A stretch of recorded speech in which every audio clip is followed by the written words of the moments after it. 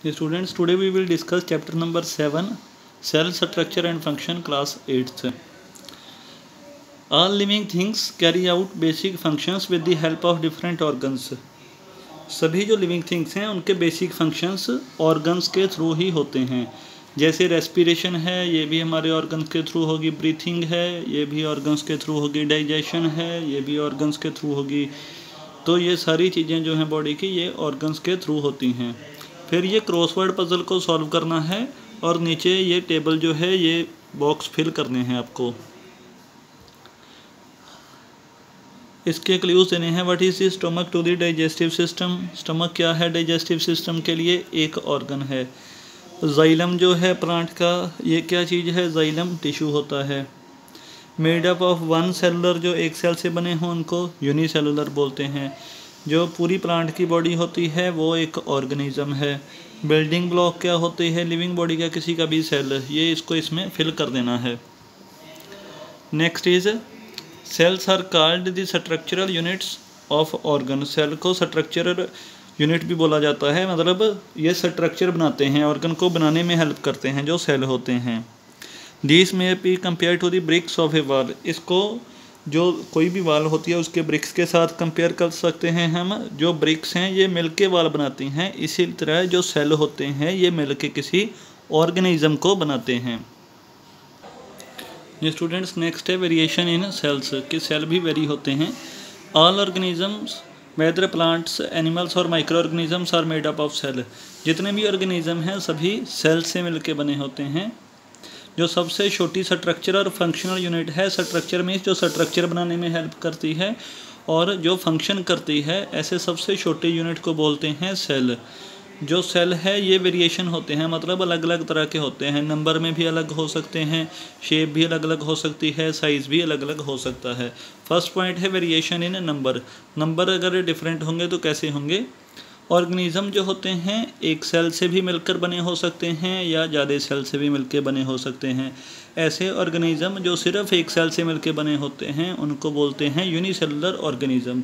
Examples इनकी हैं amoeba, paramecium, इग्लिना, bacteria, ये सारे यूनिसेलुलर ऑर्गेनिज्म हैं। यूनिसेलुलर ऑर्गेनिज्म जो होते हैं इनमें एक सिंगल सेल ही होता है जो सारी एक्टिविटीज़ जैसे फीडिंग, खाना वगैरह, मूवमेंट करना, रेस्पिरेशन और रिप्रोडक्शन सिर्फ एक सेल के थ्रू ही होती हैं। तो इसीलिए एक जो सिंगल सेल है ये एग्जिस्ट कर सकता है अपने आप। फिर ऐसे ऑर्गेनिज्म जिनकी बॉडी में कई सारे सेल होते हैं इनको बोलते हैं मल्टी सेलुलर ऑर्गेनिज्म। जो मल्टी सेलुलर ऑर्गेनिज्म होते हैं इनमें सिमिलर टाइप के सेल इकट्ठे होकर एक पर्टिकुलर फंक्शन करते हैं। जैसे जो हमारे स्टमक में सेल होंगे वो सारे मिलकर डाइजेशन में हेल्प करेंगे। जो रेस्पिरेशन के लिए सेल होंगे वो सारे मिलकर रेस्पिरेशन करेंगे। तो ग्रुपिंग करके ये अपना फंक्शन करेंगे। हर एक सेल जो होगा उसकी अलग अलग फंक्शनिंग होगी। जो प्लांट्स एंड एनिमल्स जैसे ह्यूमन बीइंग्स हैं ये सारे मल्टी सेलुलर ऑर्गेनिज्म हैं। फिर शेप कैसे कैसे चेंज होगी? डिफरेंट सेल जो होते हैं इनके डिफरेंट फंक्शन होते हैं और अलग अलग इनकी शेप्स होती हैं। ये डिस्क शेप भी हो सकते हैं, पॉलीगॉन में भी हो सकते हैं, रेक्टेंगुलर भी हो सकते हैं, ब्रांच इनकी हो सकती हैं और इरेगुलर शेप भी हो सकती है। शेप इसकी डिपेंड करती है सेल की कि इसने कौन सा फंक्शन परफॉर्म करना है, उसी के अकॉर्डिंग इसकी शेप होगी। जैसे मसल सेल्स जो हैं ये मूवमेंट इनकी होती है कंट्रैक्शन और रिलैक्सेशन से। ये मूवमेंट में हेल्प करते हैं कंट्रैक्ट करके और रिलैक्स करके, इसीलिए ये थिन और लॉन्ग होते हैं। जो नर्व सेल होते हैं इनको डिफरेंट पार्ट से मैसेज लेके ब्रेन या स्पाइनल कॉर्ड तक लेके जाना होता है, तो इसीलिए ये लॉन्ग होते हैं, लंबे होते हैं ये। जो स्किन सेल्स होते हैं इनको हमारी पूरी बॉडी कवर करनी होती है, इसीलिए ये फ्लैट और ब्रॉड होते हैं। नेक्स्ट है वेरिएशन इन साइज़। साइज़ में वेरी कैसे करेंगे? मोस्ट सेल जो ज़्यादातर सेल जो होंगे ये माइक्रोस्कोपिक होंगे, मतलब ज़्यादा छोटे होंगे, सिर्फ माइक्रोस्कोप से ही देख सकते हैं, इनको नेक्ड आई से नहीं देख सकते। जो सेल का साइज़ है वे वेरी करेगा, माइक्रोमीटर से सेंटीमीटर तक भी हो सकते हैं। स्मॉलेस्ट सबसे जो सेल हैं वो होते हैं बैक्टीरिया, जिनका साइज़ होता है 0.1 to 0.5 माइक्रोमीटर। जो लार्जेस्ट सेल है वो होता है एग ऑफ ऑस्ट्रिच का, जो 170 मिलीमीटर का होता है डायमीटर में। नर्व सेल जो हैं ये सबसे लंबे सेल होते हैं हमारी बॉडी में। Next is prokaryotic and eukaryotic cells.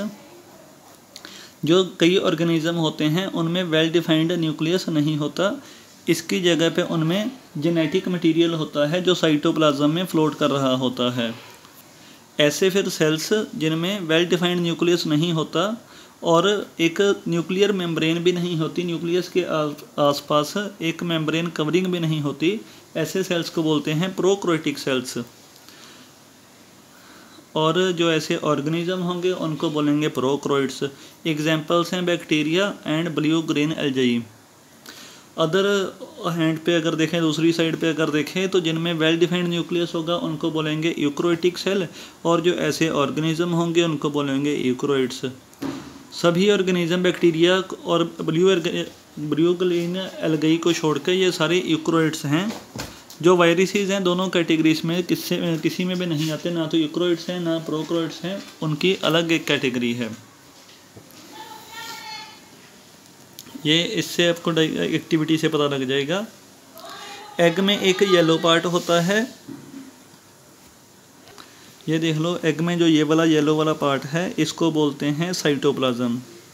जो थिक है थोड़ा सा, ये है न्यूक्लियस, और न्यूक्लियस पे जो कवरिंग होगी ये आप देख सकते हो, अगर आप छिलोगे इसको तो इस पर एक कवरिंग होती है जिसको बोलते हैं सेल मेम्ब्रेन।